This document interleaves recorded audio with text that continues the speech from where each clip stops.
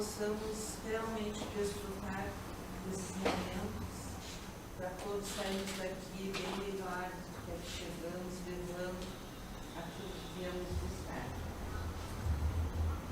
Agradecendo, a angústia desaparece, o sofrimento passa e desaparece a partir do momento em que você agradece a Deus. O estado de contrariedade é que caracteriza o sofrimento. Se você não se sentir contrariado, some a sensação. Estar em oposição aos fatos, às pessoas e às coisas é que faz surgir a dor. Aceite tudo o que lhe acontecer como vindo a seu benefício. Mais do que isso, seja agradecido a Deus. Não pense no mal, não se revolte. A compreensão de que nada de mal nos acontece é segurança interior. Que tenhamos fé de que tudo aquilo que a gente passa, com certeza que temos que passar. O que a gente tem que fazer é saber como passar da melhor forma possível. Por isso que a gente vem aqui, né? Para se abastecer, para buscar forças, para sair daqui melhor do que chegamos. Hoje a nossa exposição está com a nossa amiga Silvia. Boa noite a todos. E vamos ser gratos a Deus, né, pela oportunidade de podermos estar aqui nessa noite para refletirmos sobre os ensinamentos de Jesus. E nós, dando continuidade, nós estamos estudando esse livro que tem por título Jesus no Lar, escrito pelo Chico Xavier, através do espírito Neio Lúcio. E o capítulo que nós vamos estudar hoje é o capítulo 41, e que tem por título O Incentivo Santo. Jesus, ele se reunia na casa de Simão Pedro para os ensinamentos que ele ministrava aos apóstolos e ao povo também, aquelas pessoas que lá estavam. E nessas reuniões que Jesus fazia, os apóstolos sempre tinham as suas dúvidas, as suas incertezas, assim como nós. E nessa noite que Jesus estava reunido, Tadeu estava muito irritado com as suas próprias fraquezas. Porque ele se achava um homem imperfeito,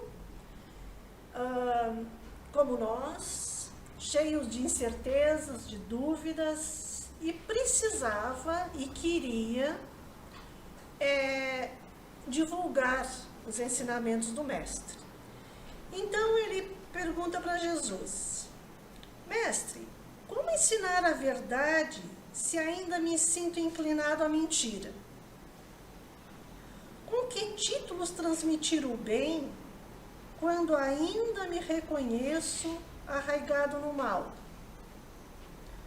Como exaltar a espiritualidade divina se a animalidade grita mais alto em minha própria natureza?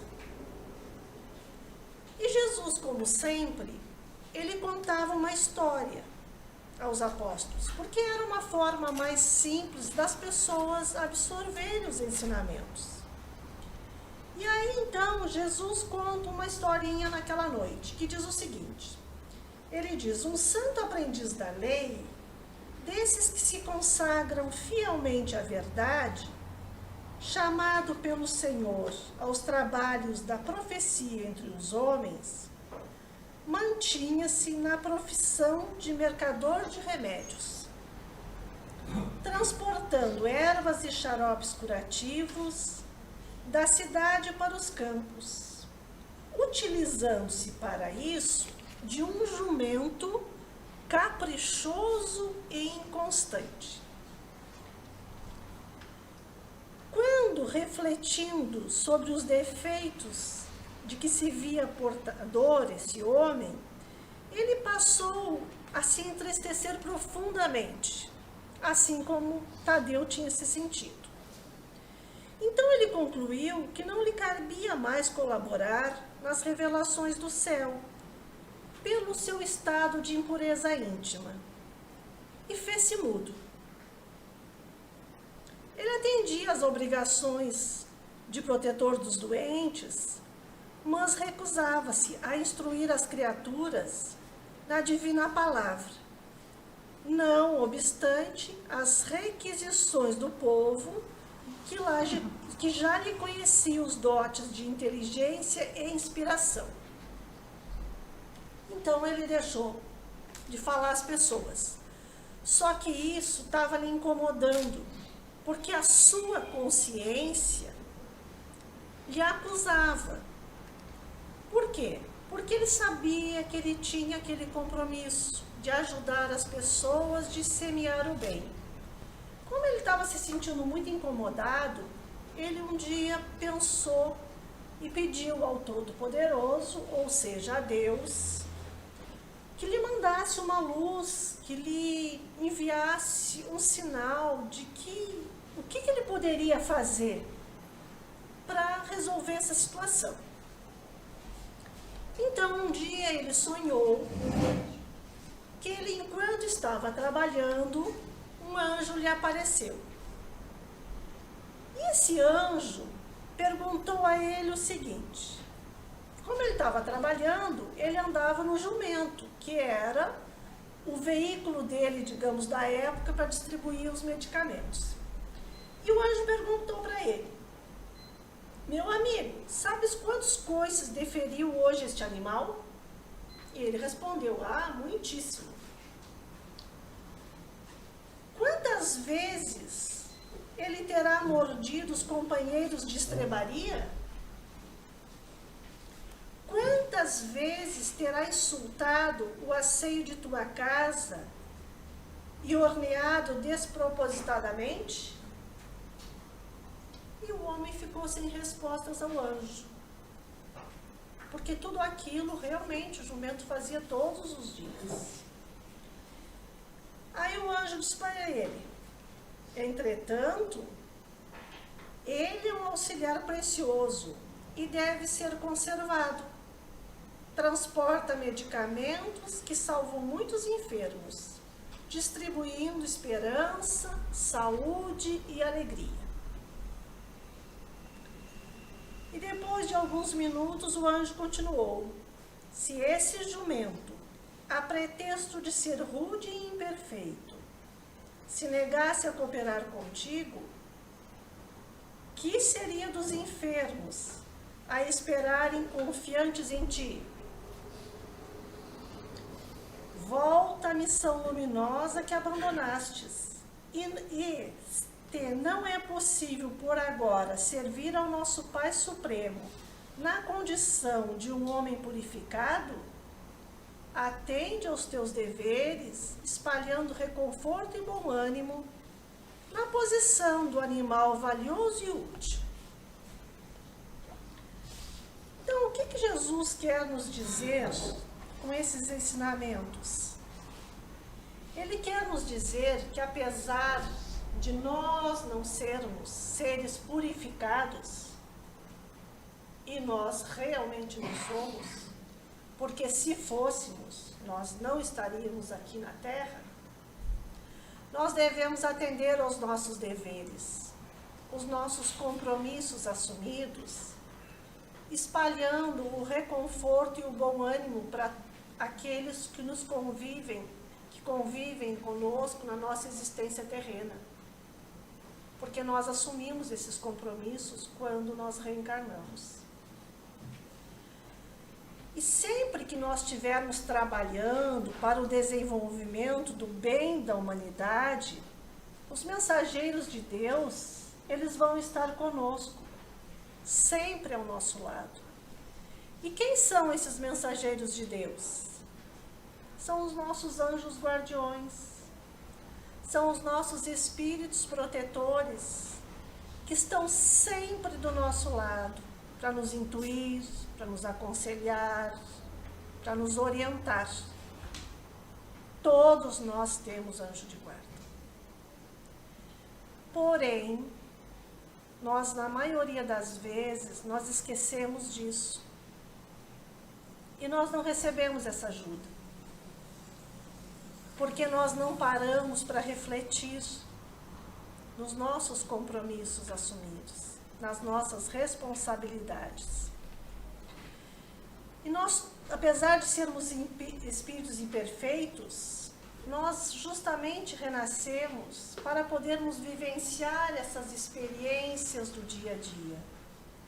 Experiências essas que vão nos ajudar a nos melhorarmos, a eliminarmos as nossas imperfeições, as nossas mazelas, em prol do amor divino. Porque é isso que nós comprometemos a espalhar. E muitas vezes nós não conseguimos enxergar essas imperfeições que nós temos para nos modificarmos, nos corrigirmos. Mas nós somos peritos em enxergar as imperfeições alheias. As nossas, que nós precisamos corrigir, essas é difícil, mas a dos outros, nós adoramos apontar. E é por isso que Deus, um Pai amoroso e justo, né?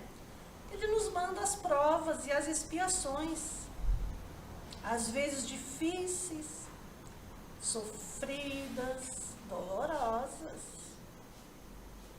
para nós aprendermos a parar e a refletir como nós estamos agindo, o que nós estamos fazendo da nossa vida, essa dádiva preciosa que Ele nos concedeu.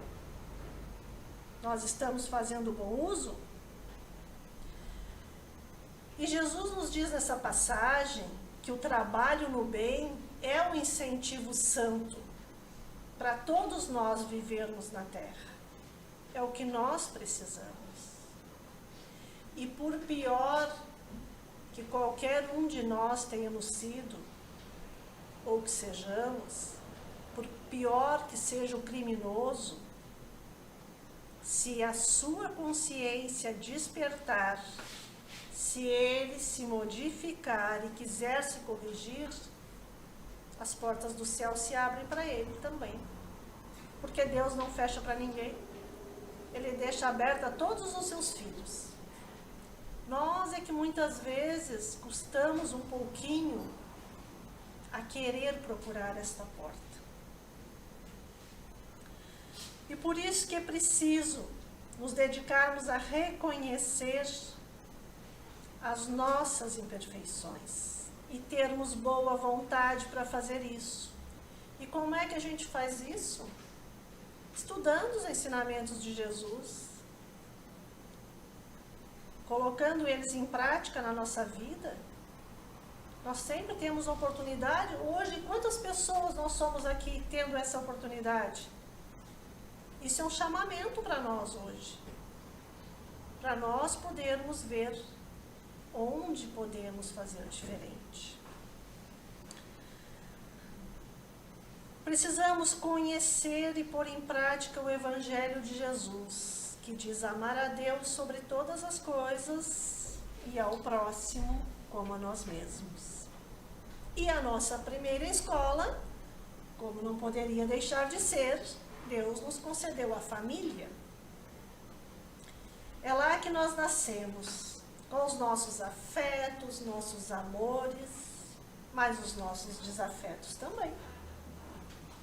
Aliás, nós sabemos que no mundo de provas e expiações, né, nascem mais desafetos do que afetos na família.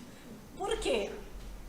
Porque nós precisamos resgatar os nossos débitos de vidas passadas, as nossas mazelas. E lá nascem aquelas pessoas junto conosco que são difícil o convívio para a nossa vida, ou nós, né, que somos de difícil convívio para eles também, né? Mas isso a gente não costuma reconhecer, não. Eles é que são mais difíceis para nós. E aí nós temos que aprender, gente, a desenvolver na família a paciência, a indulgência, o perdão, a tolerância com as imperfeições dos outros. Pois nós também queremos que eles sejam tolerantes conosco, né? Com as nossas imperfeições. É fácil? Não, não é fácil. Por quê? Porque nós somos muito egoístas e muito orgulhosos. E quando alguém faz alguma coisa pra gente, isso nos fere, nos magoa, nos melindramos, que é uma maravilha. Por quê? Porque fere o nosso orgulho, a nossa vaidade. Então é isso que nós precisamos trabalhar em família. Exatamente, orgulho e egoísmo. Essa escola maravilhosa que o Pai nos concede. E nós não podemos esquecer que fomos nós, cada um de nós, quando estávamos lá no plano espiritual, pedimos, imploramos a Deus essa oportunidade de renascermos exatamente nessa família, com aqueles que nós precisamos evoluir juntos, para que nós possamos crescer e ajudá-los a crescer também, porque eles nos ajudam e nós ajudamos eles. Somos todos imperfeitos, com um único objetivo: crescimento moral e espiritual. E quando nós estamos aqui encarnados, nós não temos que ficar nos preocupando se o outro vai fazer a sua parte ou não. Isso não nos cabe, essa decisão. Nós temos é que fazer a nossa parte. Nós precisamos operar as mudanças e as correções em nós mesmos e não nos outros, porque nós temos o livre-arbítrio concedido a todos nós. Então, que a gente se preocupe em cumprir com as nossas obrigações. Se o outro não fizer, paciência. A responsabilidade é dele, mas também é um direito dele, de fazer ou deixar de fazer. A escolha é de cada um de nós. Mas a nossa responsabilidade é trabalhar sempre e orientar para o bem, para o respeito e para o amor ao próximo, principalmente pelo nosso exemplo. Porque falar é muito fácil. O difícil é pôr em prática. E quando a gente dá o bom exemplo, quando a gente aprende a ser mais paciente, mais tolerante, o outro vai percebendo. Embora pareça que não, mas as pessoas percebem no longo da caminhada. Isso que importa, é o bom exemplo que a gente dê.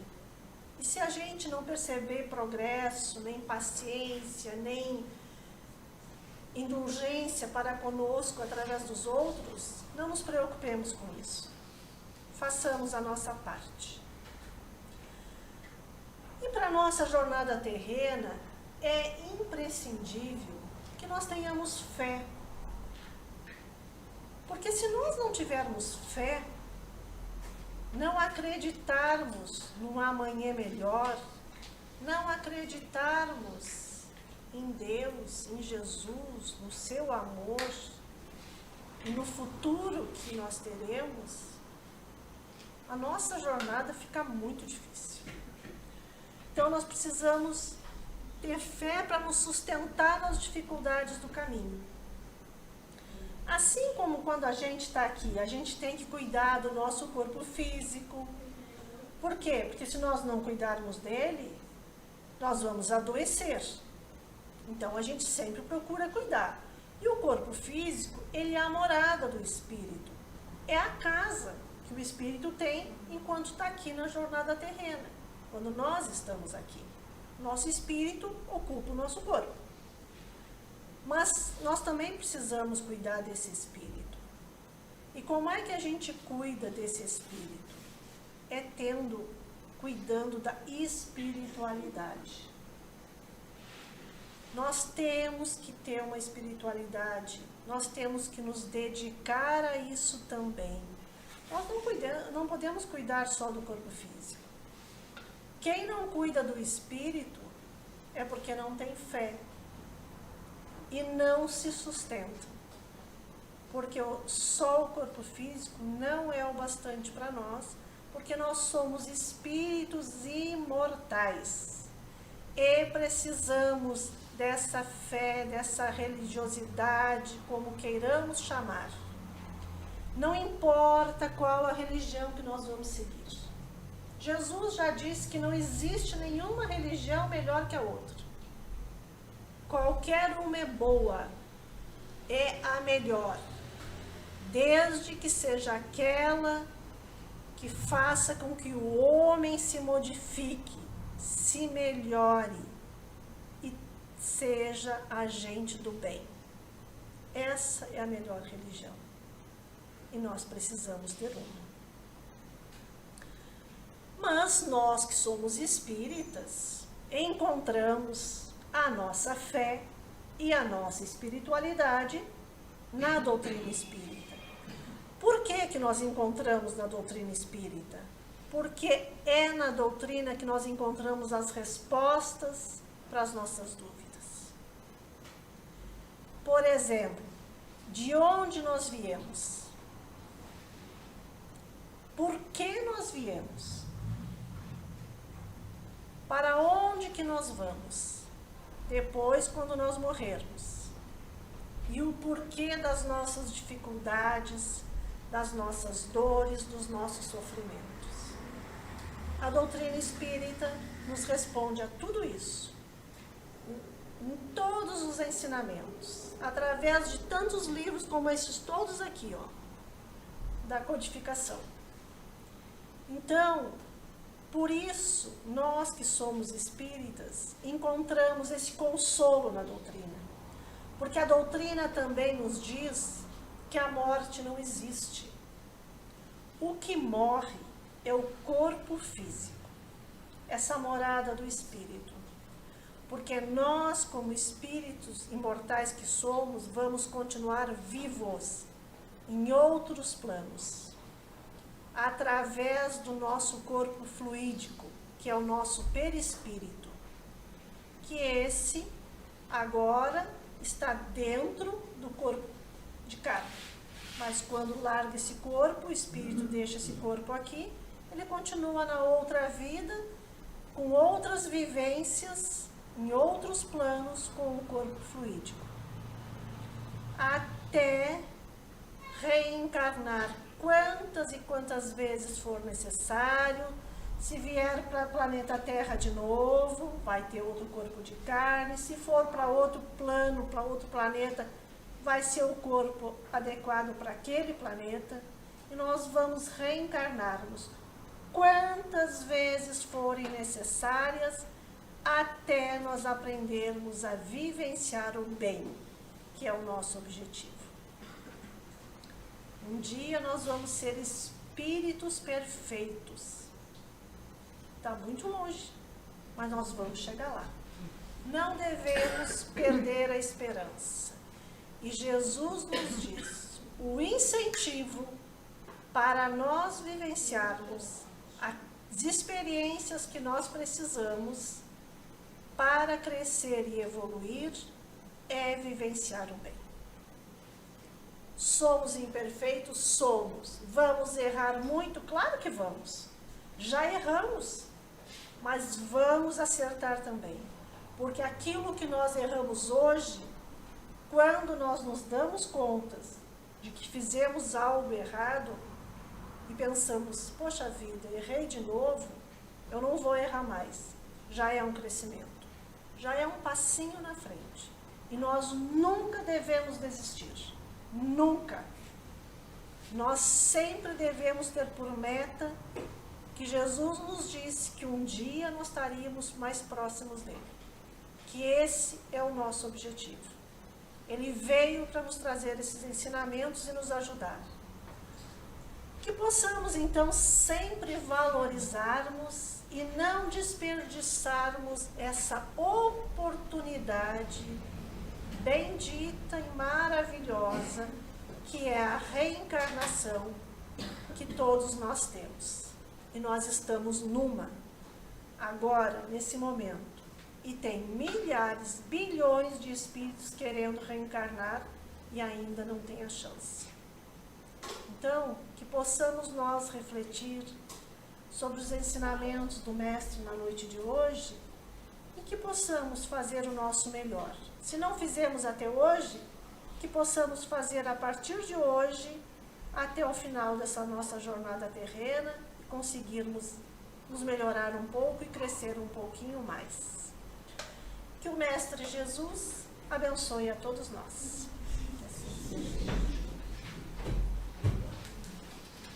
Então, agora, para encerrar a nossa reunião, nós vamos fazer uma prece por todos nós que estamos aqui presentes, né? Também pelas pessoas que nós colocamos os nomes nas caixinhas e por todos aqueles que nesse momento a gente possa estar conectado em pensamento.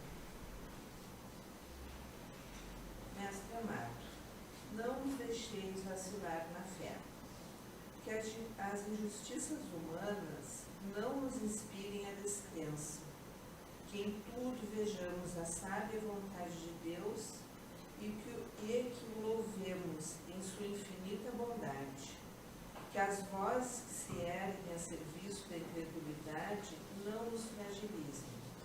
Infelizmente, a nossa fé sequer ainda possui o tamanho de uma semente de mostarda.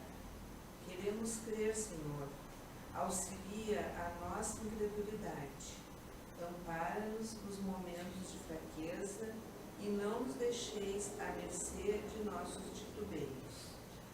Sê nossa estaca de luz. Não consintas que nos desviemos de ti. A tua mão será o nosso cajado e os teus passos o nosso caminho.